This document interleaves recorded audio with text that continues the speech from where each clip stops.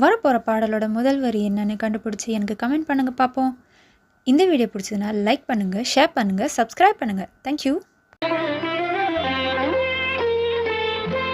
உன்மடியில் நான் உறங்க கண்ணீரந்தும் தான் மயங்க என்ன தவம் செய்தேனோ என்னவென்று சொல்வேனோ.